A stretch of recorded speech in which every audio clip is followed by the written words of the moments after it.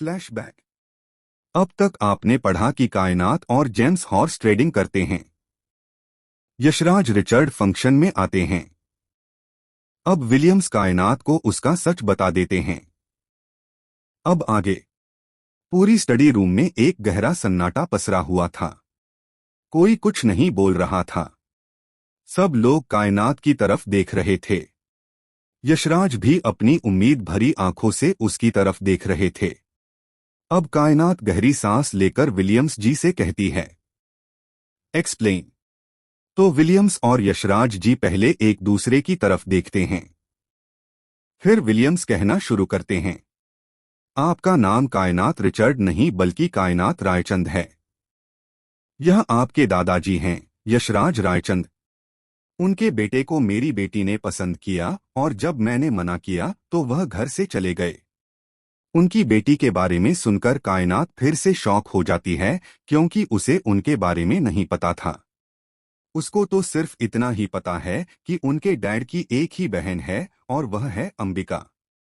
तो कायनात विलियम्स से पूछती है, पर आपके तो सिर्फ 2 ही बच्चे हैं ना, दादा और अंबिका मासी? तो विलियम्स कहते हैं, नहीं, मेरी एक और बेटी है। उसका नाम है आद्रिका। वह भी आपकी प्रिंसेस थी। मैंने उसके लिए यहाँ के एक प्रिंस को चुना था, पर वह उसे ठुकराकर अपने प्यार के साथ चली गई। उसका प्यार यशराज जी का बेटा राजवीर रायचंद है और आप आद्रिका और राजवीर की बेटी हैं। जब वह यहाँ से चली गई थी, मैंने उससे कोई कांटेक्ट नहीं रखा। मैं उससे बहुत गुस्सा था और नाराज भी, पर शायद ज्यादा दिन नहीं रह पाया। मैं उससे बहुत प्यार करता था, इसलिए 5 साल बाद हम उससे मिलने इंडिया गए थे। हमारे कुछ आदमियों से पता चला कि वह प्रेग्नेंट है, इसलिए हम चले गए।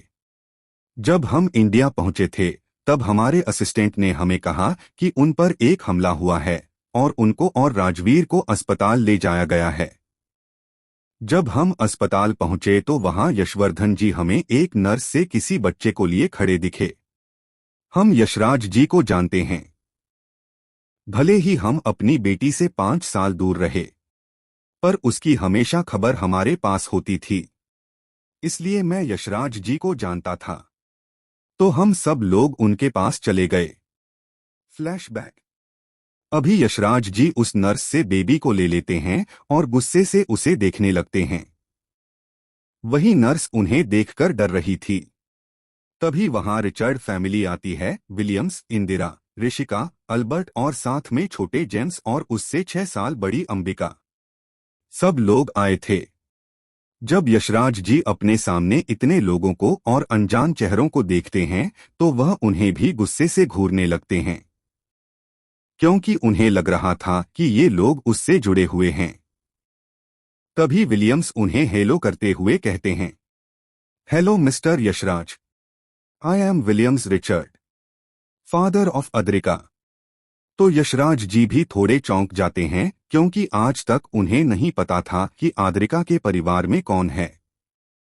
आद्रिका ने उन्हें कभी बताया ही नहीं था। वह भी उन्हें ग्रीट करते हैं। फिर विलियम्स उनसे पूछते हैं, आप इस नन्हे बच्चे को ऐसे क्यों ले रहे थे? Is anything problem? तो यशराज जी उस नर्स को घूरते हुए कहते हैं, हमारी प्रिंसेस जो अभी अभी हमारी जिंदगी में आई है और यह इसे कहीं लेकर जा रही थी। तो विलियम्स भी अब उस नर्स को गुस्से से घूरने लगे और अपने गार्ड्स जो वहीं दूर खड़े थे उन्हें उस नर्स को पकड़ने को कहते हैं। वह भागना तो चाहती थी पर कोई चारा नहीं था, तो वह पकड़ी गई।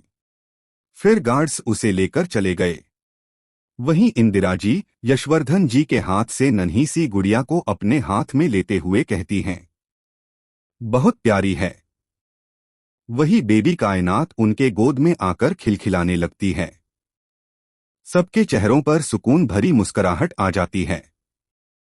जेम्स भी खुश होकर नन्ही सी डॉल को देखकर क्लैप करते हुए कहता है, वाओ सो क्यूट दादी, I also want to touch her. तो इंदिरा जी बैठ जाती हैं और जेम्स भी उसके साथ खेलने लगता है। जेम्स के साथ अंबिका भी बच्चे के साथ खेलने लगती है। ऋषिका जी को उस बच्चे को देखकर अपनापन सा लग रहा था, इसलिए वह भी एकटक उसे ही देख रही थी। अब विलियम्स थोड़ा सीरियस होकर यशराज जी से सारी सिचुएशन के बारे में पूछते हैं। तो यशवर्धन जी पूरी सिचुएशन समझा देते हैं और अपने सर पर हाथ रखकर बैठ जाते हैं। फिर विलियम्स से कहते हैं, यह इस दुनिया में आई भी नहीं थी, पर न जाने इसके ऊपर कितने हमले हुए हैं। अब मुझे बहुत डर लग रहा है। 3 पीढ़ियों के बाद हमारे घर में एक लक्ष्मी पैदा हुई है और मैं अपनी प्रिंसेस को कुछ नहीं होने दूंगा। तभी उन्हें एक आइडिया आता है। वह विलियम्स जी को देखकर कहते हैं, मिस्टर रिचर्ड, क्या आप मेरी एक मदद कर सकते हैं? तो विलियम्स कहते हैं, यस मिस्टर रायचंद। तो यशवर्धन जी एक गहरी सांस लेकर कहते हैं, क्या आप इसे अपने साथ लेकर जा सकते हैं?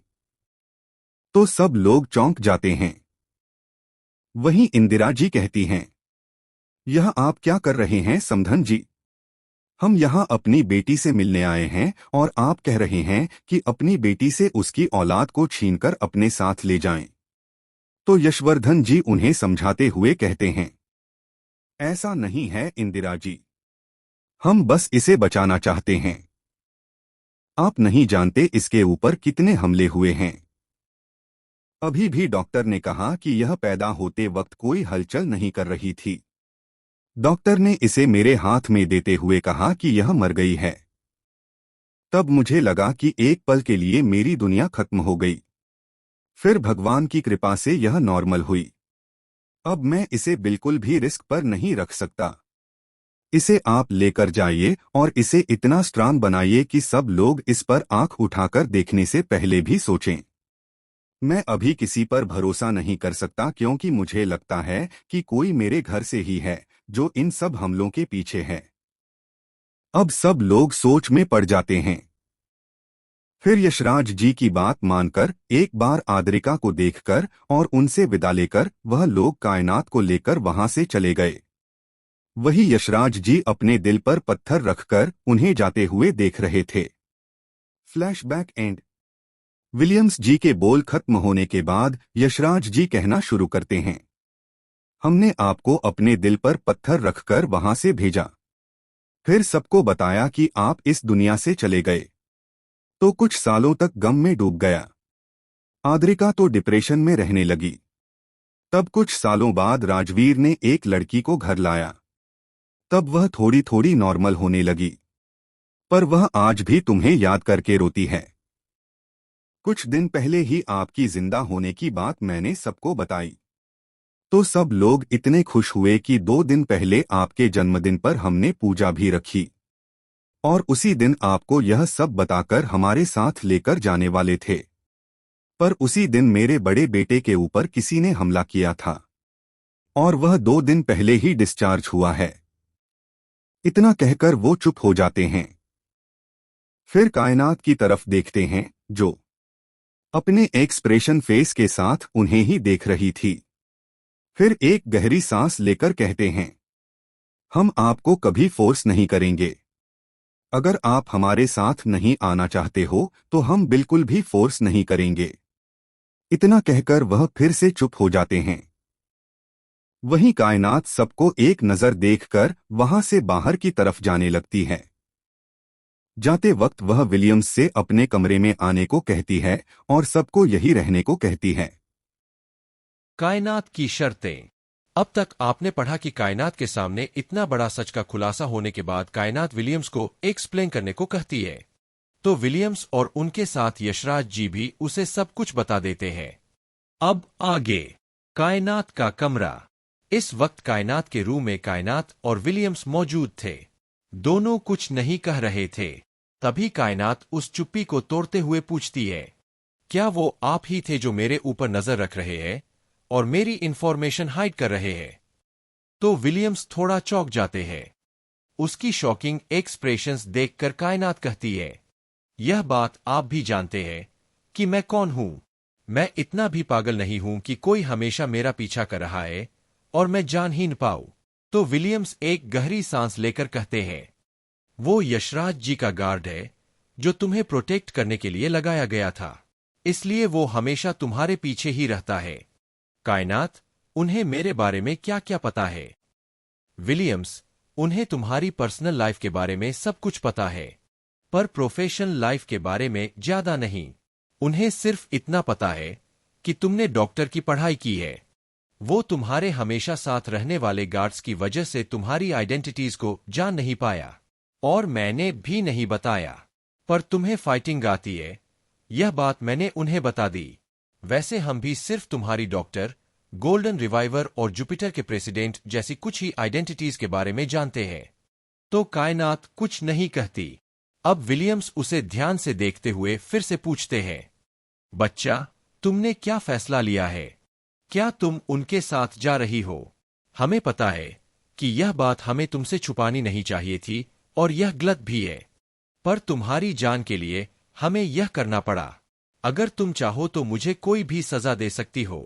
तो कायनात जल्दी से जाकर उन्हें गले लगाते हुए कहती है, you are my best friend, दादू, और मैं जानती हूं कि आप जो भी करते हो मेरे भले के लिए ही करते हो।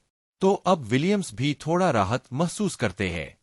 थोड़ी देर ऐसे ही गले लगने के बाद कायनात उनसे दूर होते हुए कहती है, नीचे चले। तो वो भी हाँ कहते हैं। फिर दोनों नीचे स्टडी रूम में चले जाते हैं। नीचे सब लोग बहुत टेंशन में बैठे थे, खास करके यशराज जी। उन्हें बहुत टेंशन हो रही थी। इंदिरा जी उन्हें थोड़ी शांत करने की कोशिश करती है, पर फिर भी नहीं मानते। तभी स्टडी रूम में कायनात और विलियम्स आ जाते हैं। तो सब लोग उनकी तरफ देखने लगते हैं। वो दोनों भी बैठ जाते हैं। वही कायनात यशराज जी की तरफ देखकर कहती है, अगर आप चाहते हैं कि मैं आपके साथ आऊं तो मेरी कुछ कंडीशंस है। तो यशराज जी कहते हैं, मुझे सब कुछ मंजूर है। तो कायनात एक हल्की मुस्कान के साथ कहती है, पहले सुन तो लीजिए। तो यशराज जी अपना सर हाँ में हिला देते हैं। बाकी सब भी कायनात को ध्यान से देख रहे थे।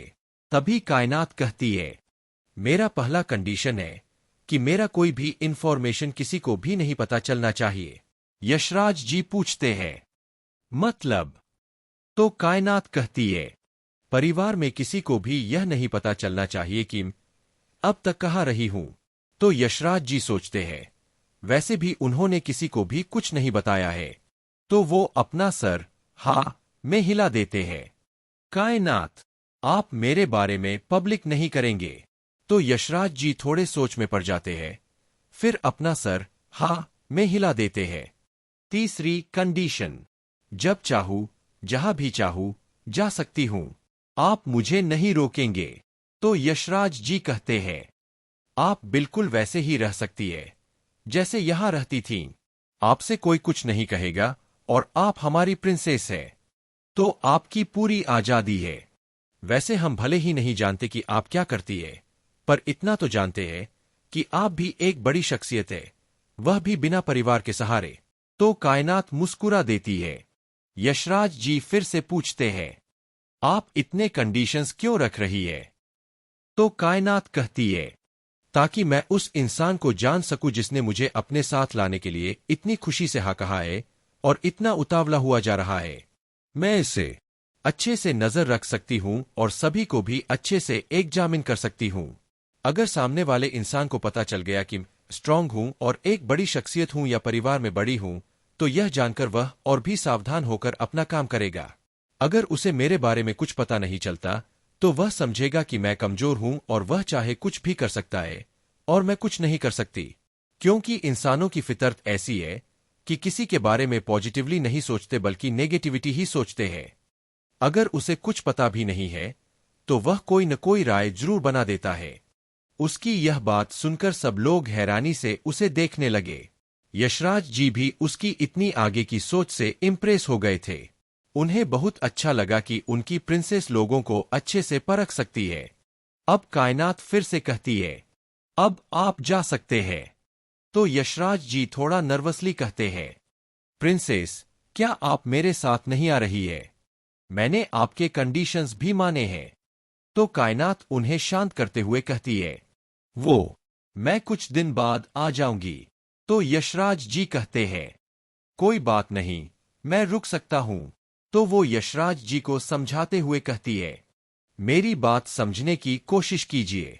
मेरे बहुत से काम हैं जो मुझे निपटाने हैं, इसलिए आप जाइए, मैं कुछ दिन में आ जाऊंगी। कायनात के इतना समझाने के बाद वो मान जाते हैं। तभी इंदिरा जी कहती है, चलिए सब लोग लंच करते हैं। तो सब लोग हाँ में हिला देते हैं और डाइनिंग हॉल में चले जाते हैं। फिर अपना अपना लंच करने लगते हैं। मिश्रा जी कायनात के बगल में ही बैठे थे और वह ध्यान से उसे ऑब्जर्व कर रहे थे कि वो क्या क्या खा रही थी और क्या नहीं खा रही थी। अपने हिसाब से करना कायनात ने भी नोटिस किया, पर उसने कुछ नहीं कहा और उसे अच्छा लगा कि यशराज जी सच में उसको बहुत प्यार करते हैं। लंच के बाद मिश्रा जी सबसे कहते हैं, अब मुझे चलना चाहिए। तो सब लोग उन्हें सही मानते हैं और उनके साथ बाहर की तरफ आते हैं। मिश्रा जी को अपनी पोती को गले लगाने का मन कर रहा था, पर वह डर रहे थे कि कहीं वह उन्हें ज्यादा चिपको न समझे, और वह लोग अभी अभी मिले हैं तो इतने क्लोज भी नहीं थे। वहीं कायनात उनकी संकोच समझ रही थी, इसलिए वह खुद आगे जाकर उन्हें गले लगाते हुए कहती है, आपकी ही पोती हूं ना, तो कैसी संकोच। तो यशराज जी की आंखों में आंसू आ जाते हैं। वह भी अपनी पोती को जोर से गले लगा लेते हैं। उन दोनों को देखकर सब लोग इमोशनल हो गए। थोड़ी देर बाद दोनों अलग होते हुए वह उसके माथे को चूम लेते हैं और कहते हैं, जल्दी आना। तो कायनात अपना सर हाँ में हिला देती है। फिर यशराज जी सबसे विदा लेकर वहां से चले जाते हैं। कायनात के दोस्तों को उसका सच पता चलना। अब तक आपने पढ़ा कि कायनात यशराज जी के सामने 3 शर्तें रखती है और यशराज जी भी वो शर्तें मान लेते हैं। फिर वह कायनात को जल्दी आने को कहकर इंडिया के लिए निकल जाते हैं। अब आगे आप सब लोग घर के अंदर आ गए थे और हाल में बैठ गए थे। कोई किसी से कुछ नहीं बोल रहा था। ऋषिका जी और जेम्स अभी भी दुखी थे। अल्बर्ट भी दुखी था। वहीं कायनात सबको नोटिस कर रही थी। जब उसे रहा नहीं गया तो वह ऋषिका जी के पास जाकर बैठ जाती है और उन्हें अपनी तरफ टर्न करते हुए पूछती है, आप उदास क्यों हैं? तो ऋषिका जी डरते हुए उसे पूछती है, क्या आप मुझसे नफरत कर रही हो कि मैंने आपको आपका सच छुपाया और आपकी सगी मां के बारे में नहीं बताया? तो कायनात उन्हें गले लगा लेती है और कहती है, आपको ऐसा क्यों लगा? और मैं आपसे क्यों नफरत करूंगी? आप मेरी मॉम हो जिसे मैं बहुत प्यार करती हूं। भले ही मुझे जन्म किसी और ने दिया हो, पर आपने मुझे पाला है। और चाहे कोई भी आ जाए, हमारे रिश्ते को कोई नहीं बदल सकता।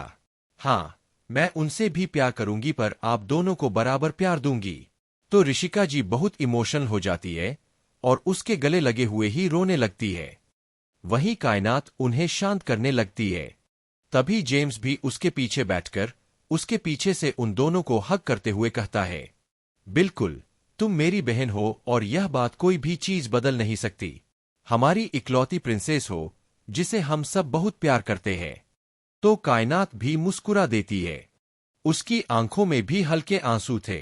अल्बर्ट भी ऋषिका जी के साइड से उन तीनों को हग कर लेता है। वहीं विलियम्स और इंदिरा जी उन्हें देखकर मुस्कुरा रहे थे।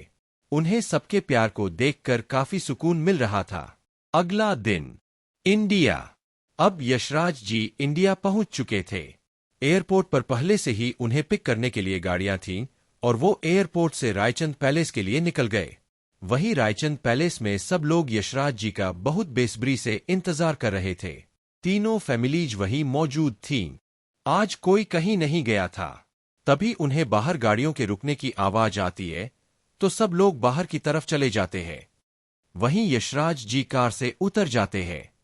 सब लोग यशराज जी को अकेले देखकर थोड़े सोच में पड़ गए और उन्हें घबराहट होने लगी कि उनकी बेटी उनसे मिलने से मना कर दिया। खास करके आद्रिका जी और राजवीर जी घबरा रहे थे। वहीं यशराज जी सबको बाहर देखकर समझ गए थे कि वह लोग किस लिए आए हैं, और उन लोगों को सोचते देखकर वह समझ गए थे कि वे क्या सोच रहे हैं। इसलिए सबकी तरफ देखकर कहते हैं, पहले घर के अंदर चलते हैं, फिर बात करते हैं। तो सब लोग भी उनकी बात मानकर अंदर की तरफ चले जाते हैं। अब सब लोग हॉल में बैठ चुके थे। कात्यायनी जी यशराज जी को देखकर कंफ्यूजन से पूछती है, आप अकेले क्यों आए? प्रिंसेस कहाँ है? उनके इस सवाल का जवाब सब लोग जानना चाहते थे, इसलिए वो लोग ध्यान से यशराज जी की तरफ देख रहे थे। अभी अशरफ जी सबकी तरफ देखकर कहते हैं, प्रिंसेस को सब कुछ पता चल गया है और वह कुछ दिन बाद आने वाली है। तो अविनाश जी कहते हैं, क्यों? तुम अपने साथ उसे लेकर आ सकते थे ना? तो यशराज जी कहते हैं, उसको सच बताने के बाद ऐसे ही उसे नहीं ला सकता ना, और वह भी सब कुछ छोड़ छाड़ कर मेरा साथ नहीं चल सकती ना। उसने कहा कि वह आ जाएगी। तो आद्रिका जी कहती है, पर पापा जानते हो ना हमारे कितने दुश्मन हैं, अगर किसी ने उसे कुछ किया तो यशराज जी कहते हैं, उसके बारे में किसी को भी पता नहीं है और उसने भी बताने से मना कर दिया है, और उसने खुद कहा है कि वह खुद आ जाएगी। कोई उनसे कुछ और पूछता उससे पहले ही वो कहते हैं, बस अब और कुछ सवाल नहीं। इतना कहकर वह अपने कमरे की तरफ चले जाते हैं। वहीं कात्यायनी जी अपने सर पर हाथ रखते हुए कहती है, यह मुझे कभी समझ में नहीं आते। तो प्रदोष जी कहते हैं, बिल्कुल, यह हमें भी कभी समझ में नहीं आएगा। प्रेरणा जी कहती है, अब हमें सिर्फ इंतजार करना है, वह आ जाएगी। सभी भाई भी उदास हो गए क्योंकि वह लोग बहुत ज्यादा एक्साइटेड थे अपनी बहन से मिलने के लिए। आरोही और मिशा को तो कुछ फर्क ही नहीं पड़ा। वहीं मिशा अपने मन में कहती है, वह अभी तक नहीं आई, फिर भी सब लोग उसकी बहुत टेंशन ले रहे हैं और मुझे भूल गए, और जब आएगी तब ये लोग मुझे याद भी नहीं करेंगे। नहीं, मैं ऐसा नहीं होने दूंगी। रायचंद की सिर्फ एक ही प्रिंसेस है और वह सिर्फ मैं हूं, और उसको जल्दी इस घर से निकाल दूंगी।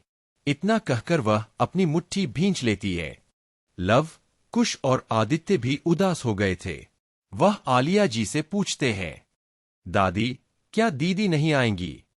तो आगे से कहती है, आएंगी पर कुछ दिन लगेंगे, आप लोग उनका अच्छे से वेलकम करना, ठीक है? तो वह लोग हाँ में अपना सर हिला देते हैं। वही मैदान तो अपने स्पार्कल के ख्यालों में खोया हुआ था। उसे तो क्या हो रहा है उसका भी ध्यान नहीं था। आप सभी अपने अपने काम में लग जाते हैं। अभी समर वेकेशन था, जिस वजह से सभी बच्चे घर में ही थे। वैसे भी सभी फैमिलीज एक ही जगह में रहती है और खाने के वक्त सब लोग साथ में ही खाते हैं। उन लोगों के बीच बहुत ज्यादा प्यार है। ऐसे ही यह दिन भी गुजर जाता है। अगला दिन, London, the Tudor Pass at Great Fosters. यहाँ सभी दोस्त इकट्ठा हुए थे और कायनात ने उन्हें कल वाली बात बता दी। तो सब लोग अपना मुंह और आंखें फाड़े कायनात को देखने लगे। वह लोग इतने शौक में थे कि 10 मिनट तक ऐसे ही कायनात को देखते रहे। वही कायनात मजे से अपनी ड्रिंक एंजॉय कर रही थी। उसका ड्रिंक खत्म होने के बाद भी उन लोगों का ऐसे ही रिएक्शन देख वह थोड़ी जोर से कहती है, मुझे ऐसा देखना बंद करेंगे? तो वह लोग होश में आ जाते हैं। तभी लिया कहती है, यार इतना बड़ा बम फोड़कर हम पर चिल्ला क्यों रही है? क्या तुम अब यहां से चली जाओगी? हम तुम्हारे बिना नहीं रह सकते। अलीना भी कहती है, हाँ तू मत जाना। एडन कहता है, एक काम करते हैं, हम भी तुम्हारे साथ आ जाते हैं। वहीं उन सबकी ऐसी बातें सुनकर कायनात उन्हें शांत करते हुए कहती है, मुझे वहां जाना पड़ेगा क्योंकि वे लोग मेरे फैमिली है और मैं उन्हें इग्नोर नहीं कर सकती। और रही बात आप सबकी, तो आप लोग यही रहेंगे। भूल गए हो क्या? आपका फैमिली यही रहती है और आपका भी प्रोफेशनली कुछ काम है। तो उन लोगों के चेहरे पर मुंह बन जाता है। वे कहते हैं, कोई बात नहीं, हम 15 दिन यहीं रहेंगे। 15 दिन में तुम्हारे पास आ जाएंगे। तो कायनात कहती है, बिल्कुल भी नहीं। जब तक मैं नहीं कहूंगी तब तक आप लोग वहां नहीं आएंगे। तो वह लोग उसे कंफ्यूजन से देखने लगते हैं। तो वह उन्हें अपने आइडेंटिटी छुपाकर जाने वाली बात भी बता देती है और यह भी कि वह ऐसे क्यों कर रही है। तो सब लोग समझ जाते हैं और फिर ओके कहते हैं। अलीना कहती है, यार पर तुम्हारे बिना हम नहीं रह सकते। हमारा गैदरिंग हमारा सब कुछ का क्या? तो कायनात भी सच में बैठ जाती है, क्योंकि वहां जाने के लिए यहाँ के लोगों को तो वह इग्नोर नहीं कर सकती थी। तो वह उन्हें कहती है, ठीक है, आप लोगों के लिए, पर हम लोग बाहर मिलेंगे। तो सब लोग खुश हो जाते हैं। अब तक आपने पढ़ा कि कायनात इंडिया आ जाती है और आने के बाद यशराज जी को बताती है। तो यशराज जी जल्दी जल्दी सर्वेंट्स को तैयारियां करने को कहते हैं। कायनात का इंडिया आना। अब तक अपने पार्डर की यशराज जी इंडिया पहुंच जाते हैं। जब सब लोग उन्हें अकेले आते देखते हैं तो उनसे सवाल करते हैं, तो वह कायनात के बाद में आने की बात बताते हैं। वही कायनात अपने दोस्तों से अपना सच बता देती है। अब आगे ऐसे ही 2 दिन और गुजर जाते हैं। इन 2 दिनों में कायनात और यशराज जी का बॉन्डिंग अच्छा हो गया। वह दोनों ज्यादातर कॉल में बात करते हैं। कायनात ने उन्हें परिवार वालों के बारे में भी बताने को कहा, तो दशरथ जी सब के बारे में बता देते हैं। उसने हर्षल को भी आपके बारे में जानकारी निकालने को कहा। इन्फॉर्मेशन आने के बाद वो सभी के बारे में ध्यान से पढ़ने लगी। सब कुछ पढ़ने के बाद उसे सिर्फ 4 लोगों की इन्फॉर्मेशन अटपटी लगी। वह चारों थे दिशा, आरोही, वानी जी और साहिल जी। उसने पढ़ा कि साहिल जी और बनी जी भी अच्छे हैं, पर फिर अचानक से चले गए। आरोही की इन्फॉर्मेशन पढ़ने के बाद कायनात को लगा वह जैसी दिखती है वैसी नहीं है। वही हमेशा की तरह उसको मिश्रा की कलसिटी के बारे में पता चला कि कैसे कैसे वह कॉलेज में बच्चों को परेशान करती है। सब कुछ पढ़ने के बाद वह खुद से कहती है, लगता है अब इस सर दर्द को झेलना पड़ेगा, और इसका अचानक से डेडा से मिलना एक इत्तेफाक तो नहीं हो सकता। लगता है और इन्वेस्टिगेशन करना पड़ेगा। उसने अभी तक सिंह फैमिली की इन्फॉर्मेशन नहीं पढ़ी थी, इसलिए अब वह उनकी इन्फॉर्मेशन पढ़ने लगी। वह सिर्फ अहिल्या की और पदोशी के बारे में पढ़ी थी। फिर अंश, उसके बाद अखिल जी और रक्षा के बारे में पढ़ी। शुरुआत में तो लगा कि यह अपनी दी और अंकल है, पर रक्षा का सरनेम कपूर होने के बाद सोचकर वह अपने साथ जोड़ती है, क्योंकि रक्षा अपनी मॉम का सरनेम यूज करती थी और अखिल जी ने भी कभी अपना सरनेम नहीं बताया। तो उसे लगा कि यह ऐसे ही कोई इत्तेफाक हुआ होगा, इसलिए वह इग्नोर करके आगे बढ़ती है। उसे आदित्य और लवकुश बहुत अच्छे लगे। अब उसे पता चल गया था कि वह अब इंडिया में जिसके साथ काम करने वाली है वह कुराना और सिंह का कॉरपोरेशन है। उसकी मीटिंग में मास्क पहने हुआ था, इसलिए शायद वह उसे नहीं पहचान पाए। तो एक राहत की सांस लेती है। अब ऐसे ही 1 हफ्ता गुजर जाता है और वह अपने सारे काम यहाँ अच्छे से निपटा लेती है। अपने कुछ कामों को अपने दोस्तों को भी बांट दिया था। अब वह रोज यशराज जी से बात करती थी। वह आज ही इंडिया के लिए निकलने वाली थी और यह बात उसने अभी तक यशराज जी को बताई नहीं। वह इंडिया जाने के बाद बताने वाली थी। वह अपने प्राइवेट जेट से जाने वाली थी। उसने रिचर्ड फैमिली के साथ बहुत अच्छे से अपना टाइम बिताया। फिर अपने दोस्तों को भी सेव करके रात को अपनी जेट से इंडिया के लिए निकल गई। कल का दिन कायनात का जेट इंडिया पहुंच चुका था। उसने यह बात किसी को भी पता चलने नहीं दी, क्योंकि इंडिया में भी उसकी पॉपुलैरिटी कम नहीं है। उसने हर्षल को पहले से ही इन्फॉर्म कर दिया था कि वहां जाने के बाद वह अकेली जाएगी और सिर्फ शैडो गार्ड्स ही उसके पीछे होंगे। और उसने अपने लिए एक स्पोर्ट्स कार मंगवाई। कायनात को स्पोर्ट्स कार, स्पोर्ट्स बाइक और हॉर्स बहुत पसंद है। वह कुछ भी छोड़ सकती है, पर यह चीजें नहीं। और रेसिंग के साथ उसकी एक पहचान भी है। उसने हर्षल के लिए एक पेंट हाउस अरेंज किया था।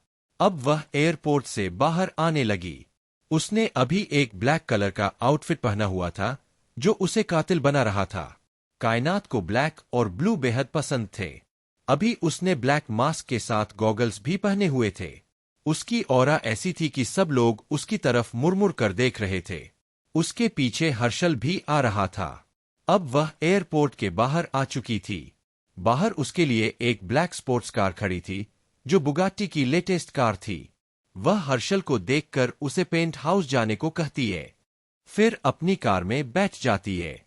अब वह अपनी गाड़ी में बैठकर सबसे पहले यशवर्धन जी को कॉल करती है। वही आज संडे था और छुट्टी का दिन।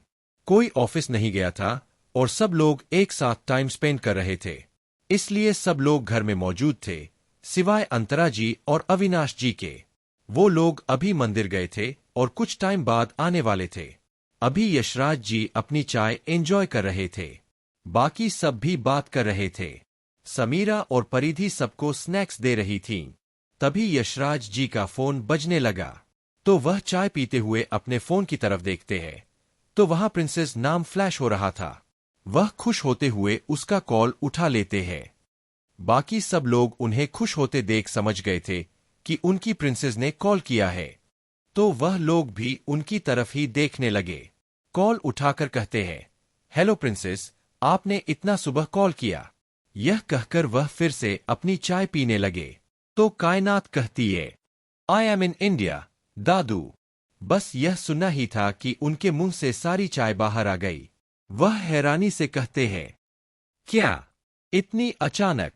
आपने हमें पहले क्यों नहीं बताया? तो दूसरी तरफ से कायनात, सरप्राइज दादू, and I think I will be there in half an hour. इतना कहकर वह बिना यशराज जी की और बात सुने कॉल काट देती है। वही यशराज जी हेलो हेलो करते रह जाते हैं।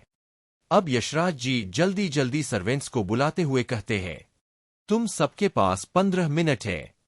सब तैयारियां हो जानी चाहिए। मेरी प्रिंसेस घर आ रही है। यह सुनकर सब सर्वेंट्स जल्दी अपने काम में लग जाते हैं। वही सब लोग हैरानी से यशराज जी की तरफ देख रहे थे। वो पूछते हैं, यह आप क्या कर रहे हैं? आपने हमें पहले क्यों नहीं बताया? हमने कुछ भी तैयारी नहीं की है। तो यशराज जी कहते हैं, हमें भी नहीं पता था कि वह अचानक आ जाएगी। अब जल्दी जल्दी करिए। तो बाकी सब भी अपने काम में लग जाते हैं। आद्रिका जी और कात्यायनी जी पूजा घर में चले गए। प्रेरणा जी ने अविनाश जी को मैसेज कर दिया।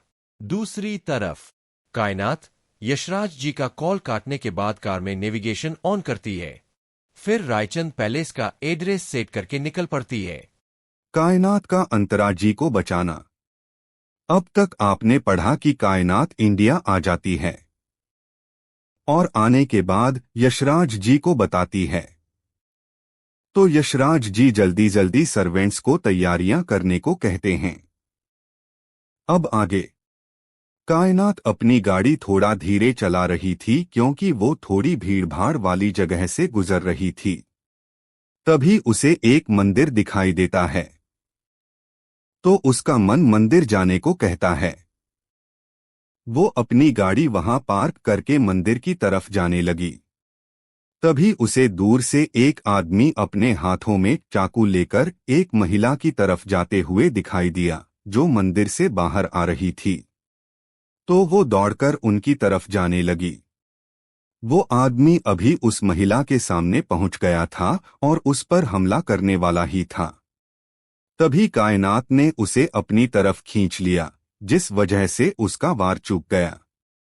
वही वो महिला बहुत डर गई। अब वो आदमी फिर से हमला करना चाहता, पर कायनात ने उसके वार को फिर से रोक दिया। इस वजह से उसे थोड़ा चोट लग गई। उसके एल्बो के पास कट लगा। उसने लेदर जैकेट पहनी होने की वजह से गहरा नहीं लगा। अब वो उस आदमी को एक लात मारती है, जिस वजह से आदमी कुछ दूर गिरता है। वही अब वहां एक आदमी आता है। उनके साथ कुछ गार्ड्स भी थे। वो गार्ड्स उस आदमी को पकड़ लेते हैं। वही कायनात उस महिला को देखकर पूछती है, क्या आप ठीक हो? तो वो महिला कुछ नहीं कहती क्योंकि वो अभी भी शॉक में थी। वही वो आदमी उस महिला को अपने गले लगाते हुए शांत करने लगता है। तो वह महिला अब थोड़ा शांत होने लगी। कायनात समझ गई थी कि वह आदमी महिला का हस्बैंड है। अब वह आदमी उसे महिला से दूर होकर पूछता है, अंतरा तुम ठीक हो? तो इस बार अंतरा जी हाँ जवाब देती है। ये दोनों कोई और नहीं, ऊपर की अंतरा जी और अविनाश जी हैं, जो मंदिर आए हुए थे। अंतरा जी अब कायनात की तरफ देखकर कहती हैं, बेटा आपको बहुत बहुत शुक्रिया। अगर आज आप नहीं होते, फिर से घबराने लगी। तो कायनात शांत करते हुए कहती है, कुछ नहीं होगा और कोई बात नहीं। अगर आपकी जगह कोई और भी होता तो मैं ऐसे ही रिएक्ट करती। तो अंतरा जी मुस्कुरा देती है। अविनाश जी भी उसे देखकर कहते हैं, तू ही बेटा, सब लोग आपकी तरह नहीं होते।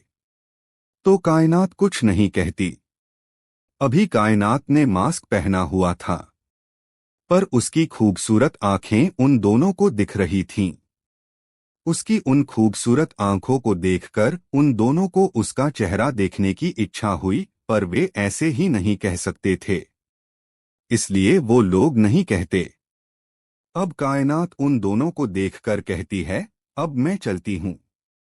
तो वे दोनों भी अपना सर हाँ में हिला देते हैं। वो दोनों उसके बारे में जानने की इच्छा तो रख रहे थे, पर छुपा रहे थे। अब कायनात वहां से मंदिर के अंदर चली जाती है। अंतरा जी अविनाश जी को देखकर कहती हैं, बहुत अच्छी बच्ची है न, मुझे उसका चेहरा देखना था। तो अविनाश जी कहते हैं, कोई बात नहीं, लिखा है तो उनसे फिर से मिलेंगे, तब हम उसका चेहरा जरूर देखेंगे। ठीक है। तो अंतरा जी अपना सर हाँ में हिला देती हैं। अविनाश जी फिर कहते हैं, अब हमें घर चलना चाहिए, मुझे प्रेरणा का मैसेज आया है, प्रिंसेस आ रही है, हमें भी उसके आने से पहले ही वहां पहुंचना चाहिए। तो अंतरा जी खुश हो जाती हैं और कहती हैं, जल्दी चलिए। फिर वो दोनों वहां से निकल जाते हैं। वही कायनात अब मंदिर में चली गई और भगवान के सामने अपनी आंखें बंद करके खड़ी थी। फिर दर्शन करके वहां से चली जाती है। वही पंडित जी उसे जाते देख अपने मन में कुछ सोचकर मुस्कुरा देते हैं। अब अंतरा जी और अविनाश जी भी रायचंद पैलेस पहुंच गए। वही सब लोग दरवाजे के पास कायनात का इंतजार कर रहे थे। अविनाश जी यशराज जी से पूछते हैं, प्रिंसेस अभी तक नहीं आई? तो यशराज जी कहते हैं, नहीं, वो अभी तक नहीं आई, पर उसे अब तक आ जाना चाहिए था। तो आद्रिका जी कहती हैं, पापा, आप एक बार उसको कॉल करके देखिए न। तो यशराज जी हाँ में सिर हिलाते हुए उसको कॉल करने लगते हैं, पर कायनात कॉल नहीं उठाती। तो उन्हें अब और ज्यादा टेंशन होने लगी। बाकी सबको भी टेंशन हो रही थी। अंशुमान कहता है, दादू, आप मुझे उसकी कांटेक्ट डिटेल्स दीजिए, मैं उसे अभी ट्रेस करता हूं।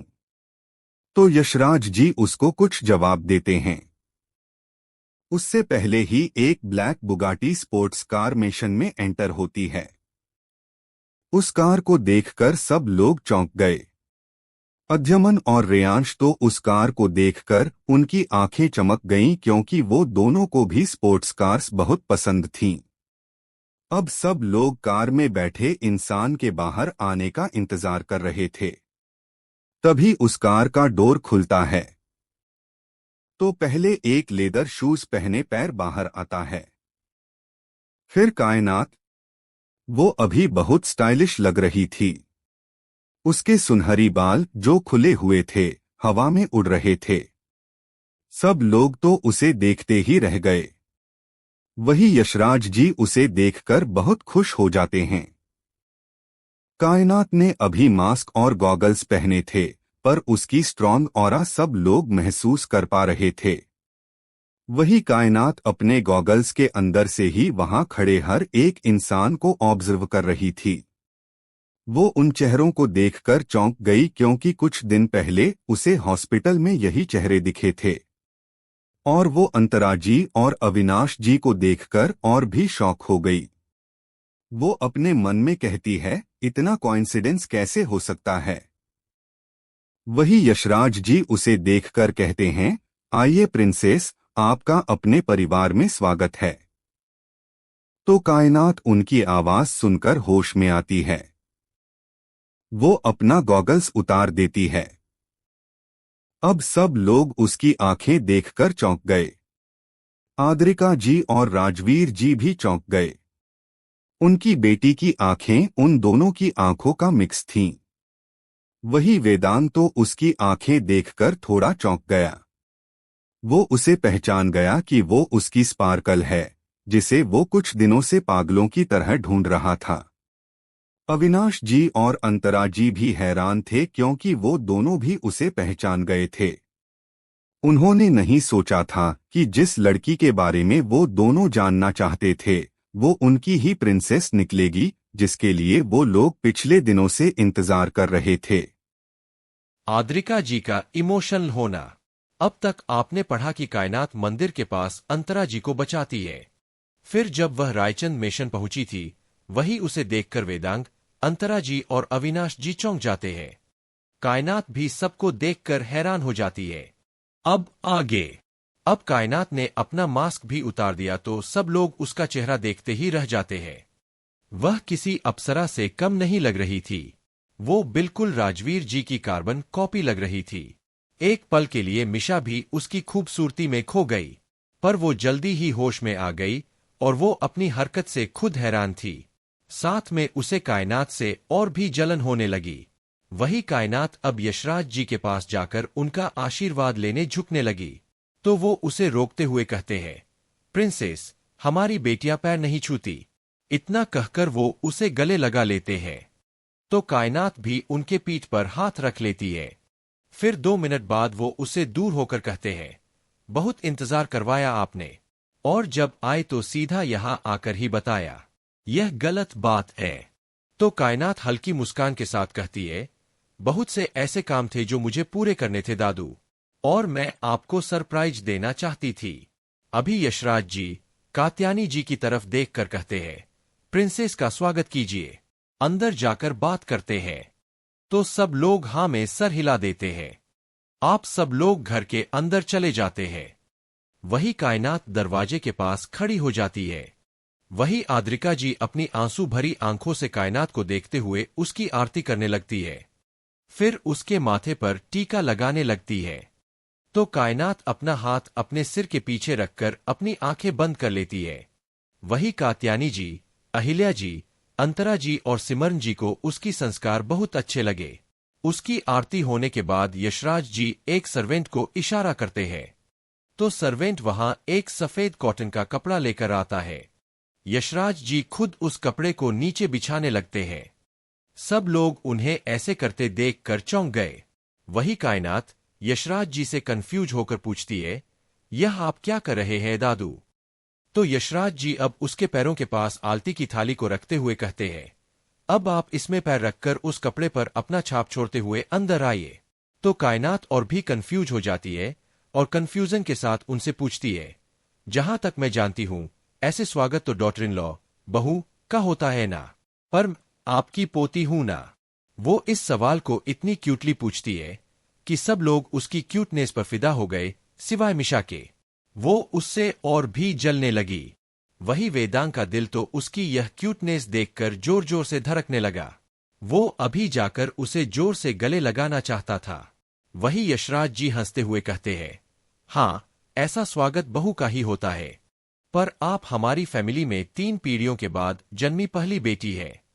बेटियां लक्ष्मी का स्वरूप होती है, इसलिए हम आपकी याद के तौर पर आपके पाँव का छाप चाहते हैं। तो अब कायनात को भी समझ में आ जाती है।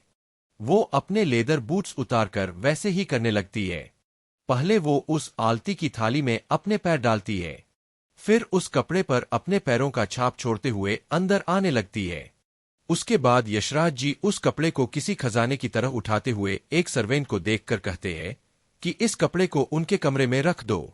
तो वो सर्वेंट कपड़ा लेकर हाँ में सर हिला देता है।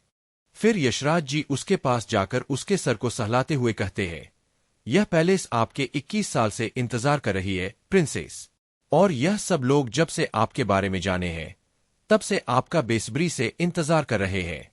तो कायनात सबकी तरफ देखने लगती है। सब लोग भी उसे अपनी प्यार भरी नजरों से देख रहे थे। अब यशराज जी कात्यानी जी की तरफ इशारा करते हुए कहते हैं, यह आपकी दादी है। तो कायनात उनके पास जाकर उनका आशीर्वाद लेने लगी, पर वो उन्हें रोकते हुए अपने गले से लगा लेती है और खुशी से कहती है, मेरी नन्ही गुड़िया, तो कायनात भी उनकी पीठ पर अपना हाथ रख देती है, फिर उनसे दूर हो जाती है। अब यशराज जी आद्रिका जी की तरफ इशारा करते हुए कहते हैं, यह आपकी माँ है प्रिंसेस, जो आपके लिए 21 साल से तड़प रही है। तो वो आद्रिका जी की तरफ देखती है, जो अपनी आस भरी नजरों से उसे ही देख रही थीं। तो उसे नहीं रहा जाता और वो उनके पास जाती है। वही अपनी बेटी को सामने देखकर आद्रिका जी खुद को रोक नहीं पाती और कायनात को जोर से गले लगा लेती है। फिर उससे दूर होकर उसका पूरा चेहरा चूमने लगती है।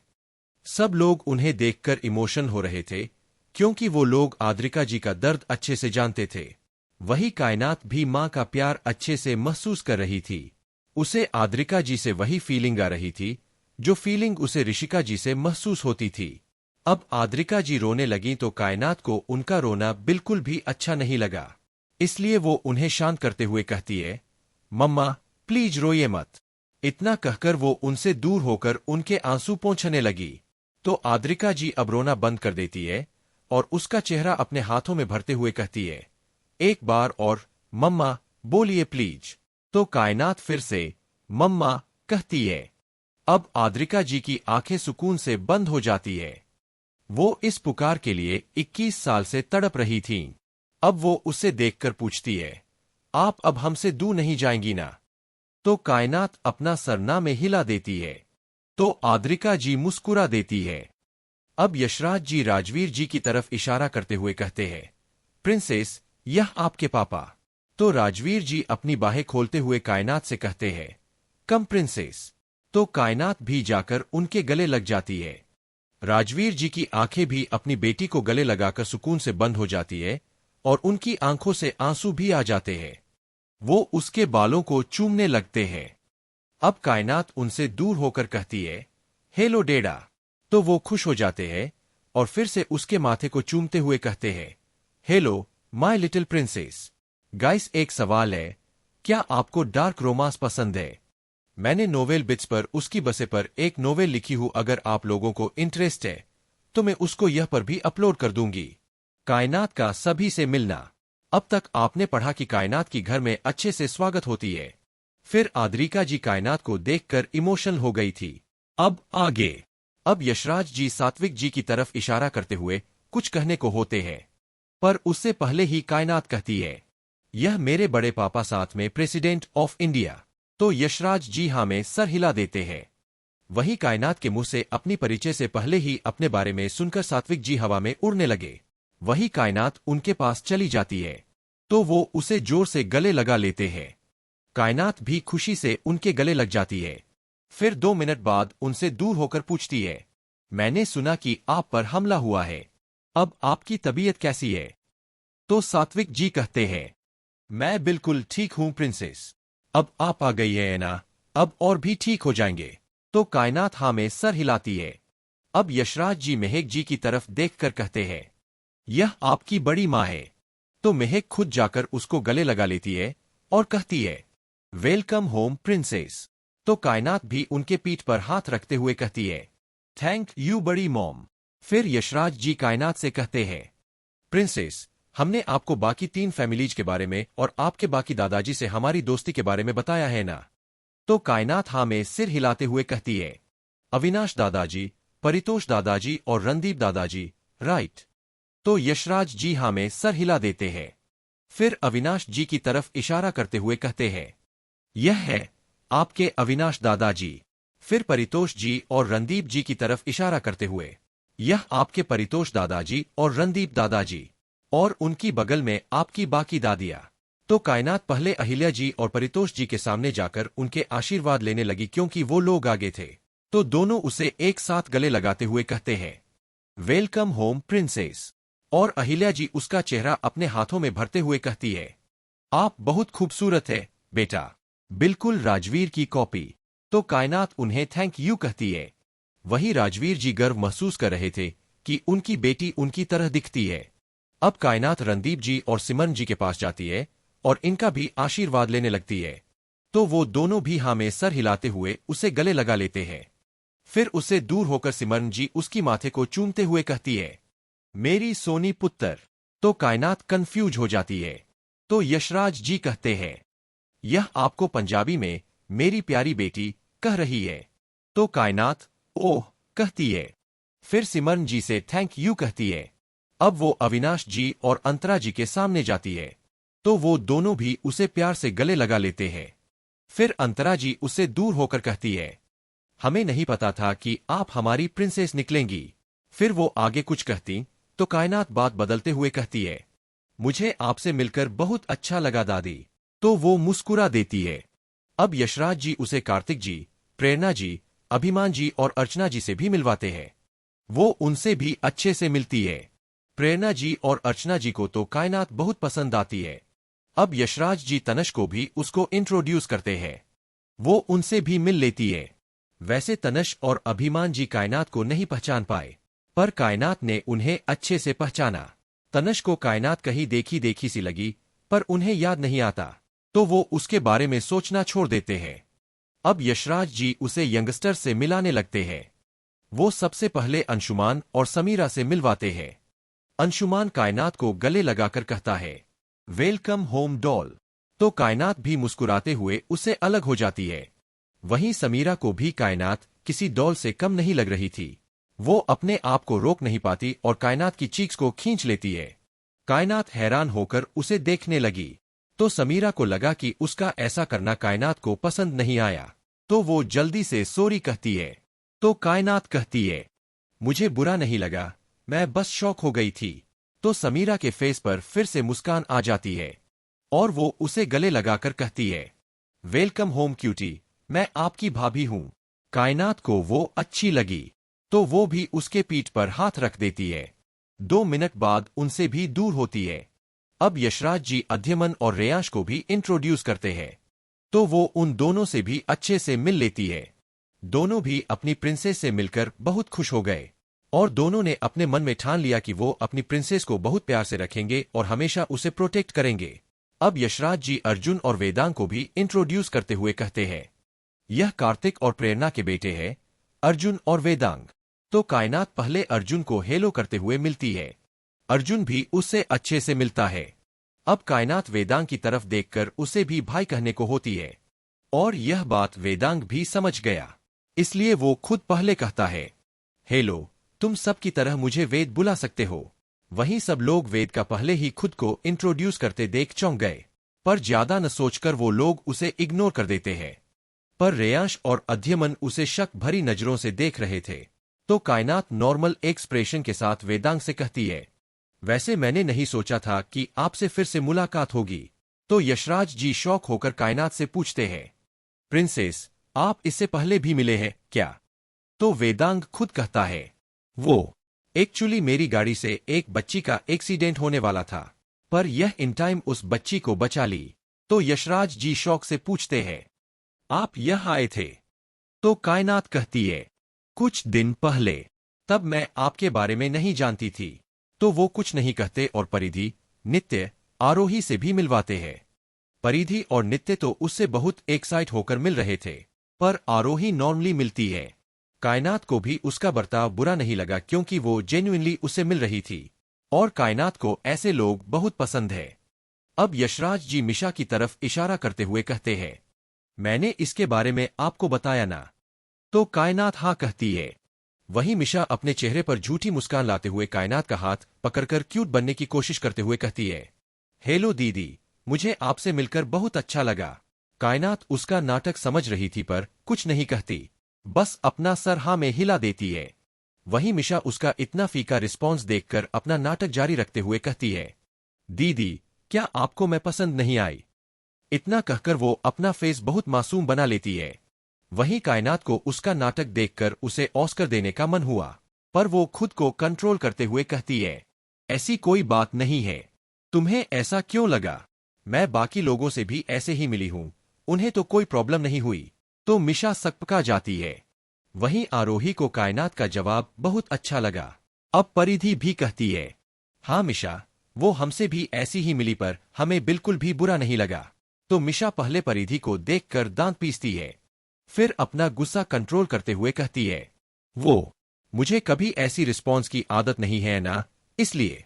वहीं उसका यह नाटक तनश, वेदांग और यशराज जी अच्छे से समझ रहे थे, तो यशराज जी अब बात संभालते हुए कायनात से कहते हैं, प्रिंसेस, अभी यह 4 लोग मिसिंग है।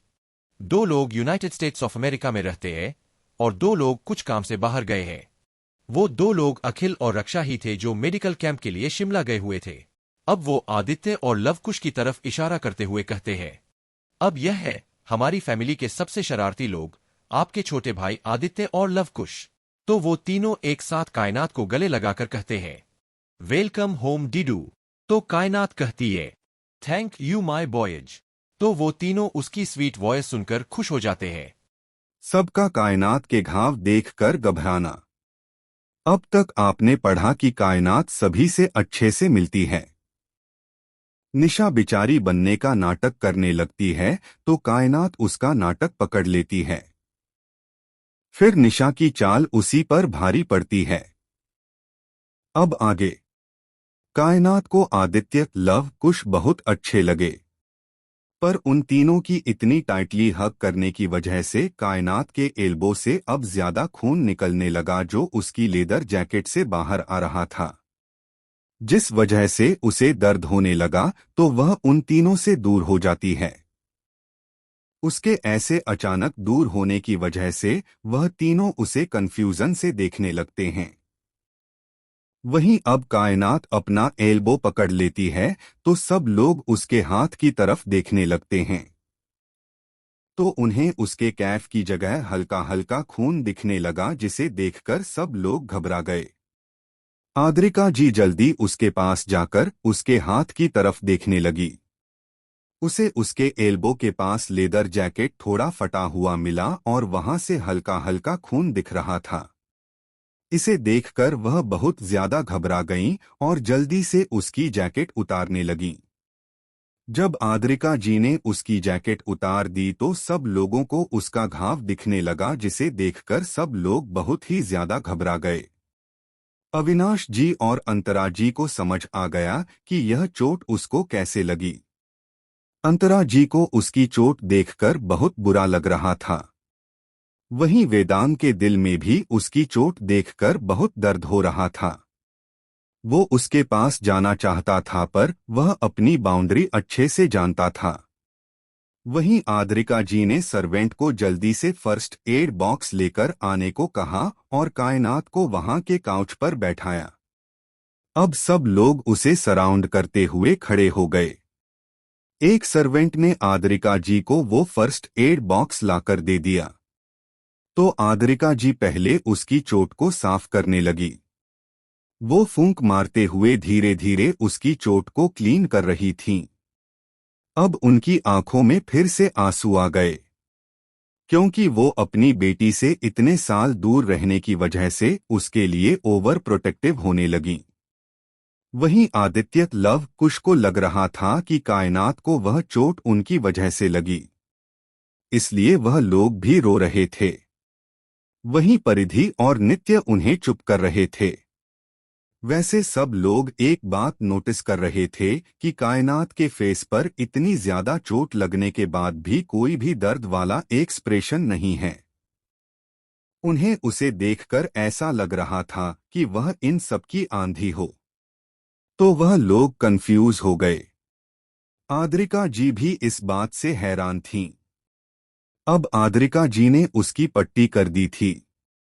वहीं कायनात जब आदित्य और लव कुश को रोते देखी तो वह उन तीनों को अपने पास बुलाती है, तो वह तीनों भी उसके पास चले जाते हैं। वह उन तीनों से थोड़ी नरम आवाज में पूछती है, आप तीनों रो क्यों रहे हो? तो आदित्य कहता है, क्योंकि हमारी वजह से आपको चोट लगी है ना। तो कायनात कहती है, बिल्कुल भी नहीं, मुझे आपकी तीनों की वजह से चोट नहीं लगी थी। और जल्दी से अपने आंसू पोंछ लीजिए क्योंकि आई हेट टीयर्स। छोटे छोटे बातों पर बिल्कुल भी नहीं रोते हैं, यह बैड हैबिट होती है।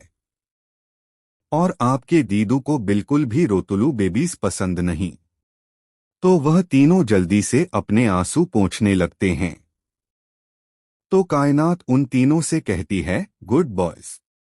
वहीं यशराज जी अपने सीरियस आवाज में कायनात से पूछते हैं, आपको यह चोट कैसी लगी प्रिंसेस? तो वह कुछ बहाना बनाकर कहती उससे पहले ही अंतराजी बोल पड़ती हैं, वो मुझे बचाते वक्त उसे चोट लग गई। तो सब लोग हैरानी से उन्हें देखने लगते हैं। वहीं कायनात अपनी आंखें बंद कर लेती है। वहीं वेदांग उनसे पूरी बात बताने को कहता है। तो अंतरा जी सबको सब कुछ बताने लगती हैं, कैसे मंदिर के पास उन पर हमला हुआ, कैसे कायनात ने आकर उन्हें बचाया, सब कुछ। सब लोग अब कायनात को एक एडमिरेशन के साथ देखने लगे। वेदांग के दिल में उसके लिए प्यार और बढ़ गया। वह फिर कायनात की तरफ देखकर पूछता है, बेटा, आपको लगभग 2 घंटे होने को आए हैं, क्या आपको दर्द नहीं हुआ? अब नित्य भी बोल पड़ती है, हाँ दी, अगर आपकी जगह हम होते तो दर्द की वजह से रो रो कर हमारा हाल और भी ज्यादा बुरा होता। तो कायनात फ्लो फ्लो में कहती है, मुझे इन सब की आदत है। तो सब लोग शौक होकर एक साथ कहते हैं, क्या? तो कायनात अपनी बात संभालते हुए कहती है, वो मैं एक्चुअली फाइटिंग सीखी है और तब मुझे ऐसी चोट लगती ही रहती थी, इसलिए मुझे इसकी आदत पड़ गई। तो सब लोग फिर से नॉर्मल हो जाते हैं। तो अंशुमन उससे पूछता है, तो आपको फाइटिंग आती है? तो यशराज जी प्राउडली कहते हैं, हाँ, यह कराटे और मार्शल आर्ट्स में गोल्ड मेडलिस्ट है। इसको ताइक्वांडो भी आती है। अब कायनात यशराज जी को देखने लगी, क्योंकि उसने क्लियरली बोला था कि उसके बारे में किसी को भी कुछ ना बताएं। पर शायद खुशी में यशराज यह बात भूल गए थे। पर जब उसकी नजर कायनात पर पड़ती है तो उन्हें अपनी गलती का एहसास होता है। तो वह अपनी आंखों ही आंखों में उससे माफी मांगने लगते हैं। तो कायनात कुछ नहीं कहती। वहीं बाकी सब कायनात को मुंह फाड़कर देखने लगे। वेदांग को यह बात अच्छी लगी कि उसकी स्पार्कल एक अच्छी फाइटर है। वहीं मिशा को और भी जलन होने लगी, क्योंकि कायनात जब से आई है तब से सबका ध्यान सिर्फ उसी पर है। वहीं आरोही भी कायनात से इम्प्रेस हो गई। अब उसे समझ आ गया कि कायनात निशा की तरह नहीं है, जो हमेशा रोती और सबके सामने बेचारी बनकर अटेंशन पाने वाली हो। वहीं रेयांश कायनात से कहता है, वाह प्रिंसेस, आप तो वॉरियर प्रिंसेस निकली। तो कायनात उसे सिर्फ एक हल्की मुस्कान पास करती है। सबको कायनात को ज्यादा न बोलते और बिल्कुल शांत रहते देखकर थोड़ा कंफ्यूजन हुआ। पर उन्हें लगा शायद उसका नेचर है। और उसका पोस्टर और पॉजिटिविटी सबको पसंद आ रही थी, खास करके कात्यायनी जी और प्रेरणा जी को। उन्हें ऐसे ही लड़कियां पसंद थीं जो बिल्कुल इंडिपेंडेंट हों। प्रेरणा जी को मिशा ज्यादा पसंद नहीं थी, क्योंकि वह हमेशा हर बात पर रोती रहती थी। वहीं कात्यायनी जी तो हमेशा सोचती हैं कि बेटियां बेटों से भी अजीज होती हैं और उन्हें हमेशा स्ट्रांग रहना चाहिए। अब प्रेरणा जी कायनात से पूछती हैं, बेटा, आप इतने दिन कहाँ थे? मतलब किस जगह पर रह रहे थे? तो इस बार यशराज जी कायनात को देखने लगे। वह भी जानना चाहते थे कि कायनात उनके सवाल का जवाब कैसे देती है। तो कायनात अपनी शांत आवाज में उनसे कहती है, लंदन में। अभी तक लंदन में हूं। तो अब उन्हें समझ आता है कि कायनात के कपड़े इतने स्टाइलिश क्यों हैं। वह उससे आगे कुछ पूछते उससे पहले ही कायनात का मोबाइल रिंग होने लगा। कायनात का रिचर्ड फैमिली से बात करना। अब तक आपने पढ़ा कि कायनात के चोट देखकर सब लोग घबरा गए थे। फिर सबको पता चलता है कि कायनात को फाइटिंग आती है और वह अब तक लंदन में रही है। अब आगे। अभी प्रेरणा जी उसे कुछ और पूछने वाली थी, तभी उससे पहले ही कायनात का मोबाइल रिंग करने लगता है। कायनात अपना जैकेट जो वहां टेबल पर रखा हुआ था उठा लेती है और उसमें से अपना फोन बाहर निकालती है। उस पर डैड फ्लैश हो रहा था। वह जल्दी से फोन उठा लेती है और कान के पास लगाते हुए कहती है, कायनात हेलो डैड। तो दूसरी तरफ से ऋषिका जी की आवाज आती है, ऋषिका जी कायू पहुंच गई आप वहां? हमें अब तक कॉल क्यों नहीं किया? तो कायनात उन्हें शांत करते हुए कहती है, कायनात relax mom, E M perfectly alright और अच्छे से पहुंच गई हूं। अभी मैं रायचंद मिशन में हूं और सबसे मिल लिया। वही कायनात के मुंह से किसी और के लिए मॉम सुनकर आद्रिका जी को थोड़ा बुरा लगा, पर वह कुछ नहीं कहती। कायनात की बातें सुनकर दूसरी तरफ ऋषिका जी थोड़ी रिलैक्स हो जाती हैं। अब अल्बर्ट बोलते हैं, अल्बर्ट अपने सबसे मिल लिया? सब लोग अच्छे हैं ना? तो कायनात कहती है, Kainat yes, I reached safely and all are very nice to me and I am comfortable. दूसरी तरफ फोन स्पीकर पर था, तो उसकी बात सब लोग सुन रहे थे। तभी जेम्स थोड़ा गुस्से में कहता है, जेम्स झूठ मत बोलिए प्रिंसेस, आपको चोट लगी है ना? अब कायनात अपनी आंखें कस के बंद करती है और अपना सर पकड़ लेती है। वही सब लोग उसकी एक्सप्रेशंस देख रहे थे। कायनात गहरी सांस लेकर कहती है, कायनात भाई, don't tell me that you put your guards behind me again. अब यह बात बताना कि आपने फिर से मेरे पीछे अपनी गार्ड्स लगाए हैं। तो जेम्स कहता है, जेम्स बातों को घुमाइए मत, सीधे सीधे मेरी बात का जवाब दीजिए। अब ऋषिका जी भी थोड़ा घबरा गईं और पूछती हैं, ऋषिका जी आपको चोट लगी है? आप अपना ख्याल क्यों नहीं रखते? चोट ज्यादा बड़ी है क्या? अब सच में कायनात का सर दर्द करने लगा। वह ऋषिका जी को शांत करते हुए कहती है, Kainat mom mom please relax, I am perfectly alright. This is small wound and it will be gone after week. Mom please शांत हो जाइए, यह बस छोटी सी चोट है, एक हफ्ते में ठीक हो जाएगा। ऋषिका जी कुछ कहने को होती हैं, तभी उन्हें शांत करते हुए इंदिरा जी पूछती हैं, इंदिरा जी आपको चोट कैसे लगी प्रिंसेस? तो कायनात उनसे कहती है, कायनात दादी, मैं आने के बाद रास्ते में मंदिर देखी तो मुझे आपकी कही हुई बात याद आ गई थी कि जब हम कोई भी शुरुआत करने जा रहे हैं तो पहले भगवान के दर्शन करने चाहिए। इसलिए मैं मंदिर की तरफ जाने लगी। तभी वह छोटा सा फाइट हुआ, दैट्स इट। दादी प्लीज मॉम को संभालिए। तो इंदिरा जी कहती हैं, ओके बच्चा। तभी विलियम्स अपना ख्याल रखिए। तो कायनात ओके बड़ी। अब कायनात विलियम्स को ग्रैंडपा कहकर इसलिए बुला रही थी क्योंकि वह अभी उन्हें नानू नहीं बुला सकती थी, इसलिए वह उन्हें ग्रैंडपा कह रही थी और विलियम्स को भी इस बात से कोई एतराज नहीं था।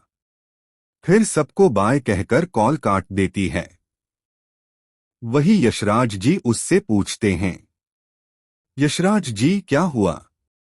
आपके एक्सप्रेशंस देखकर तो मुझे ऐसा लगा कि आपकी चोरी पकड़ी गई हो। तो कायनात कहती है, कायनात उफ दादू, भाई ने फिर से मेरे पीछे गार्ड्स लगाए और उनके वह चमचे। यहाँ जो भी हुआ सब कुछ भाई को बता दिया और भाई ने यह बात अपने तक नहीं रखी, मॉम को बता दिया। मॉम घबरा रही थी और साथ में उन्होंने मुझे डांटा भी। तो यशराज जी कहते हैं, यशराज जी, जेम्स को तुम्हारी चिंता है बच्चा। बाकी लोग जो उनकी कन्वर्सेशन सुन रहे थे उन्हें इतना तो समझ आ गया कि कायनात एक अच्छी फैमिली में पली बढ़ी है और वह लोग उसे बहुत प्यार करते हैं।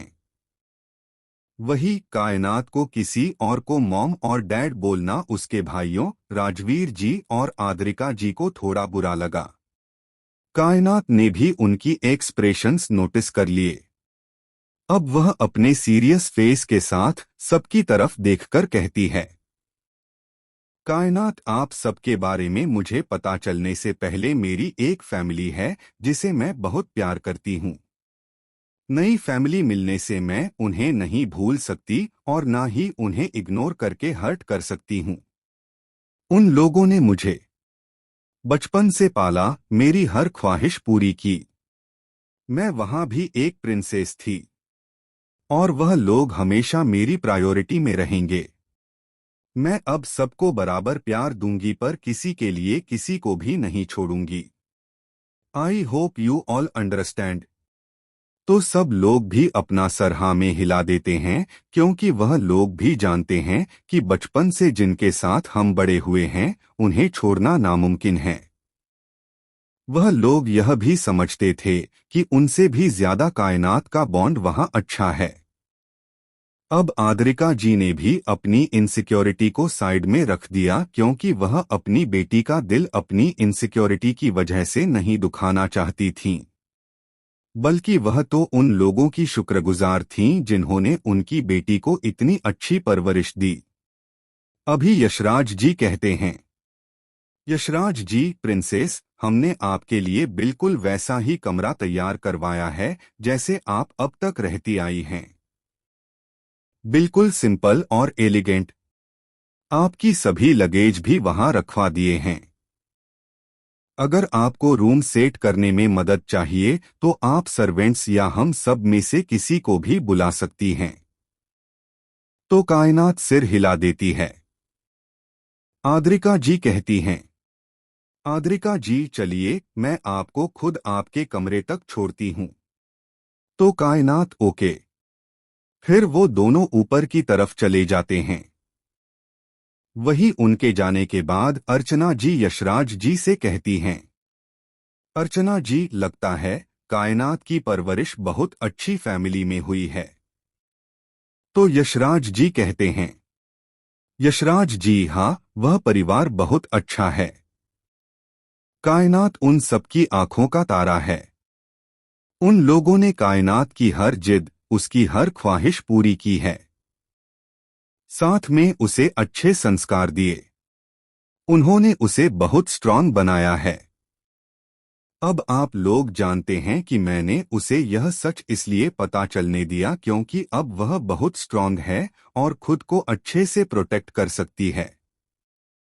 उसे किसी की भी सहारा नहीं चाहिए।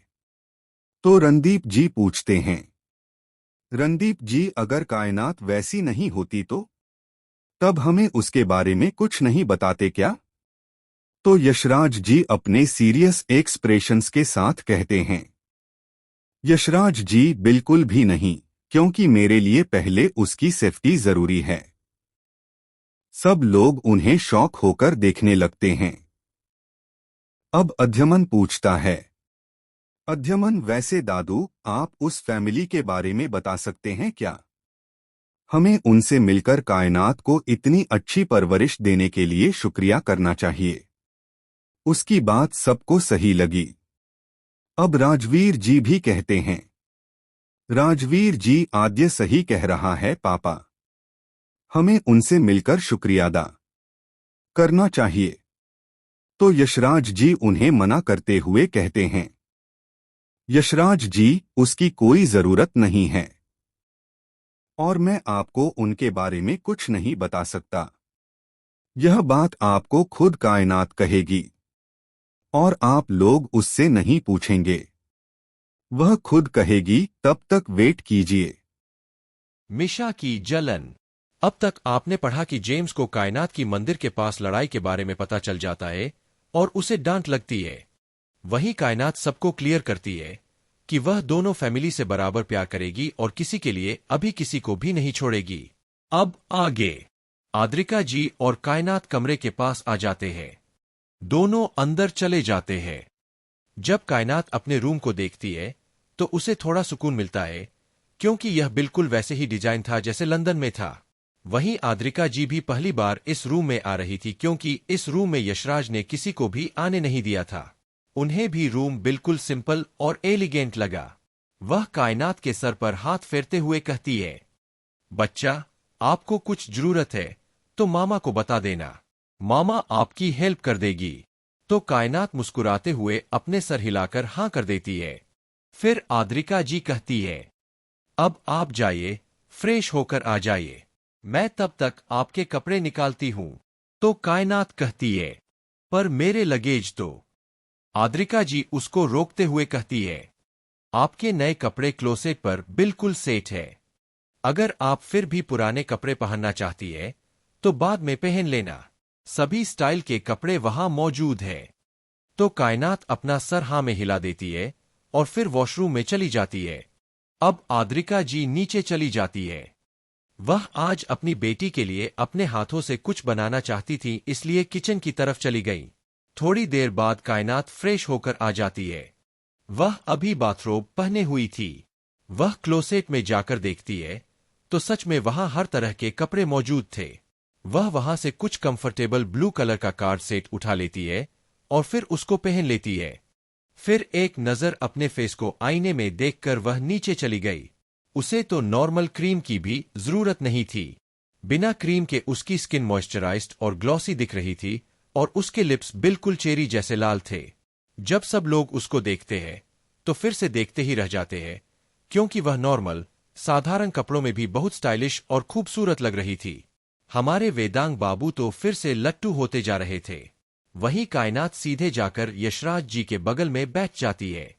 यशराज जी मुस्कुराते हुए उसका चेहरा देखते हैं, फिर पूछते हैं, कैमरा कैसा लगा? बिल्कुल वैसा जैसा मैं हमेशा रखता हूं, बिल्कुल सिंपल एंड एलिगेंट। बस आपने एक चीज मिस कर दी। तो यशराज जी कंफ्यूज हो जाते हैं और फिर से पूछते हैं, हमने बिल्कुल वैसे ही बनवाया था। तो कायनात फिर से कहती है, जो बालकनी में मेरा एक झूला हुआ करता था और उसके बगल में ही बेड, क्योंकि वह आगे की थी। इससे पहले कि वह और बोले, यशराज जी कहते हैं, क्योंकि आप कमरे से ज्यादा बालकनी में सोती है। तो कायनात कहती है, बिल्कुल, एब्सोल्युटली राइट। मैं काम करते करते बालकनी में सो जाती हूं कभी कभी, इसलिए मैंने अपने लिए एक बेड लगाया था। तो यशराज जी कहते हैं, शाम तक आपका कोना भी रेडी हो जाएगा। तो कायनात कुछ नहीं कहती, बस मुस्कुरा देती है। वहीं आदित्य उसके पास आकर उसके बगल में बैठते हुए पूछता है, दीदू, क्या आपका रूम और यहाँ का रूम बिल्कुल सैम सैम है, जैसा मेरा सिंगमेशन में है और यहाँ भी सैम सैम है? तो कायनात भी हाँ में सर हिलाते हुए कहती है, मेरा वहां रूम भी बिल्कुल ऐसा ही था। वहीं मिशा, कायनात जब से आई थी तब से उसे गौर से देख रही थी। उसे बहुत जलन हो रही थी और अब वह आदित्य से भी डर रही थी, क्योंकि आदित्य ने कभी उसके साथ इतने अच्छे से बात नहीं की थी। वहीं यशराज जी का कायनात को इतनी इंपॉर्टेंस देना देखकर उसे लग रहा था कि अब उसकी इंपॉर्टेंस घर में बहुत कम हो गई है। वहीं आरोही उसकी ख्याल अच्छे से समझ रही थी और वह मिशा को घूर रही थी। उसे कायनात बहुत पसंद आ गई थी। उसने सोच लिया था कि अगर मिशा कायनात को कुछ करने की कोशिश करेगी तो वह उसे बिल्कुल भी नहीं छोड़ेगी। वहीं कायनात मिशा के एक्सप्रेशंस को नोटिस कर रही थी। उसे ऐसे जलते देखकर अपने मन में डेविल स्माइल करने लगती है और आरोही के एक्सप्रेशंस भी नोटिस कर रही थी और उसके चेहरे से ही समझ गई थी कि वह क्या सोच रही है। तो वह मुस्कुरा देती है। बाकी सब भी कायनात से बात करना चाहते थे, पर उन्हें समझ में नहीं आ रहा था कि बात कैसे शुरू करें। खास करके राजवीर जी, वह अपनी बेटी के सामने बहुत कुछ बोलना चाहते थे, बहुत कुछ पूछना चाहते थे और अपना भी कुछ शेयर करना चाहते थे, पर उन्हें समझ में नहीं आ रहा था कि वह कैसे उससे बात करे। कायनात भी उन सबकी झिझक समझ रही थी, पर वह कुछ नहीं कह सकती थी। तभी वहां सभी लेडीज आ जाती है जो किचन में खाना बना रही थीं। फिर सबको लंच के लिए बुलाती है। तो सब लोग भी डाइनिंग हॉल की तरफ चले जाते हैं।